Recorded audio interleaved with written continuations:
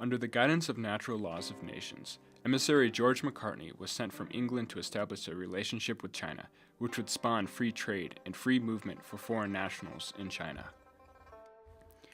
By 1794, Emperor Qianlong had seen enough. He promptly dismissed English emissary George McCartney from his courts.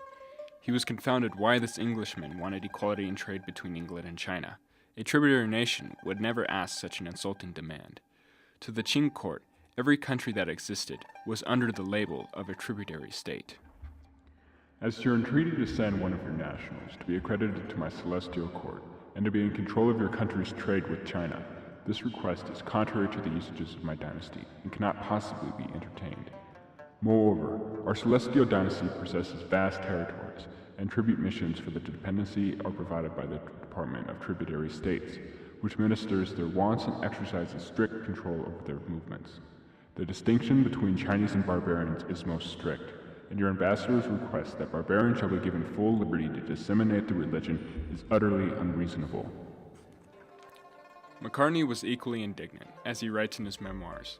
The Empire of China is an old, crazy, first-rate man of war, which a fortunate succession of intelligent officers have contrived to keep her afloat these past 150 years, and to overawe their neighbors merely by her bulk and appearance. But whenever an insufficient man happens to be commander on deck, due to the discipline and safety of the ship, she may perhaps not sink outright.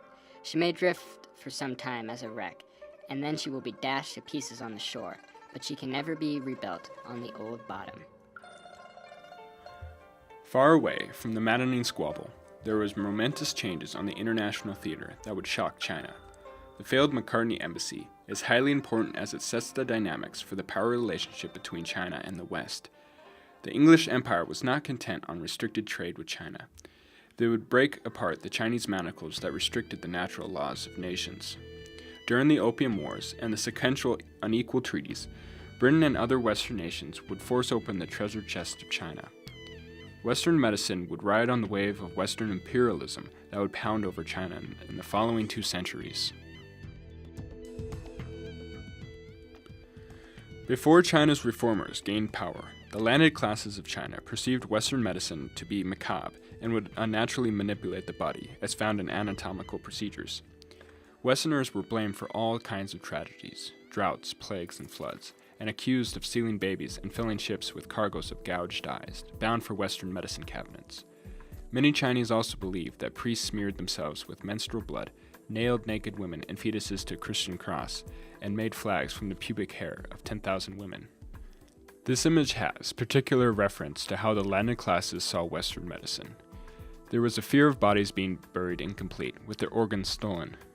The illustration of a Western doctor performing an autopsy in Japan is accompanied by a caption that bemoans the fact that not only the victim was murdered, dying away from home, but that after his death he was carved up like a pig or a sheep, and even this wrong could not be redressed.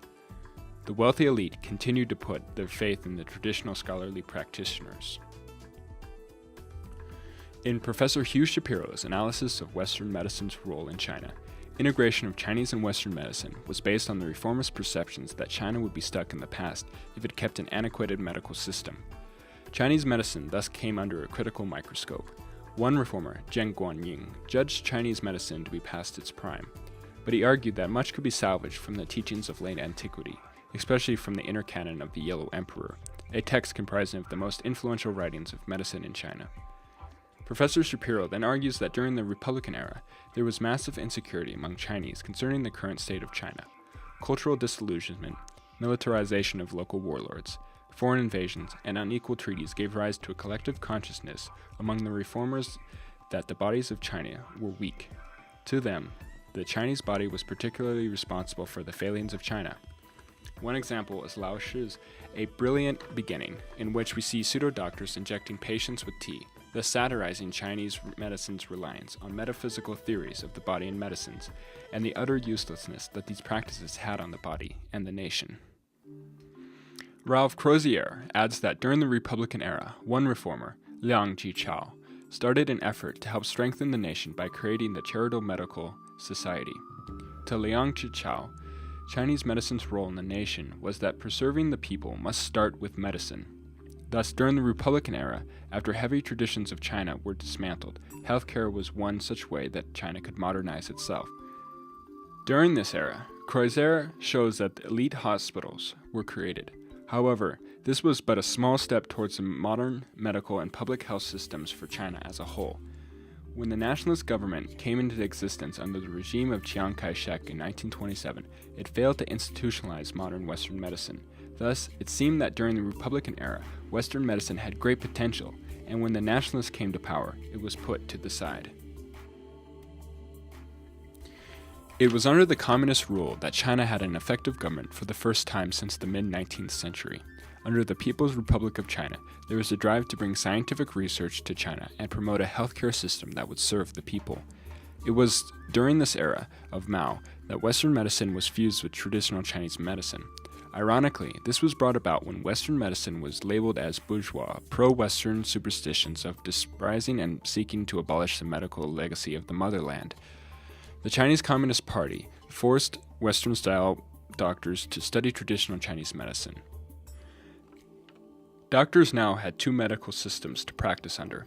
It was because of this that the previous fine line between Western and Chinese medicine became synthesized.